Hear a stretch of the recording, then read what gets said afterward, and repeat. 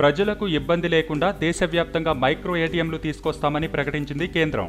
November 24 వరకు అత్యవసర సేవల్లో పాత 500, 1000 రూపాయల నోట్లు చెల్లుబాటు అవుతాయని కేంద్ర ఆర్థిక శాఖ సెక్రటరీ శక్తికాంత్ దాస్ వెల్లడించారు. ఆర్బీఐ డిప్యూటీ గవర్నర్ ఆధ్వర్యంలో టాస్క్ ఫోర్స్ ఏర్పాటు చేస్తున్నామని, ఈ ఫోర్స్ ఎప్పటికప్పుడు నగదు బదిలీ, మార్పిడిపై మానిటరింగ్ చేస్తుందన్నారు. రాష్ట్రాల్లో తలెత్తే సమస్యలను ఇది పరిష్కరిస్తుందని చెప్పారు.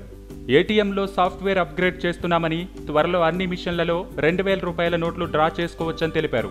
చిన్న వ్యాపారులు దినసరి వేతనాలకు ఇబ్బందులు కలగకుండా చర్యలు తీసుకుంటున్నామని తెలిపారు. ప్రభుత్వ, ప్రైవేటు పరంగా ఈ పేమెంట్ను ప్రోత్సహించే విధంగా ఏర్పాట్లు చేయనున్నట్టు చెప్పారు ఆయన. నోట్ల మార్పిడికి బ్యాంకుల్లో వృద్ధులు, దివ్యాంగులకు ప్రత్యేకంగా క్యూ ఉంటుందన్నారు. పోస్టాఫీసులో ఎక్కువ నగదు అందుబాటులో ఉంచుతున్నామని, ఎలాంటి ఇబ్బంది లేకుండా చూస్తున్నామని ప్రకటించారు. ఇప్పటి వరకు దేశవ్యాప్తంగా అన్ని బ్యాంకుల్లో 18 కోట్ల లావాదేవీలు జరిగాయని వెల్లడించింది ఆర్బీఐ. ఇంతకీ మైక్రో ఏటీఎం అంటే ఏంటి? మైక్రో ఏటీఎంలు తీసుకొస్తోంది ఆర్బీఐ. ఇది స్వైపింగ్ మిషన్లా ఉంటుంది. ఇంటికి వచ్చి ఆన్లైన్ పేమెంట్ చేసే విధంగా ఉంటుంది మిషన్. వీటిని ఆయా బ్యాంకులు, ఏటీఎం సెంటర్లలో అదనంగా ఏర్పాటు చేస్తారు.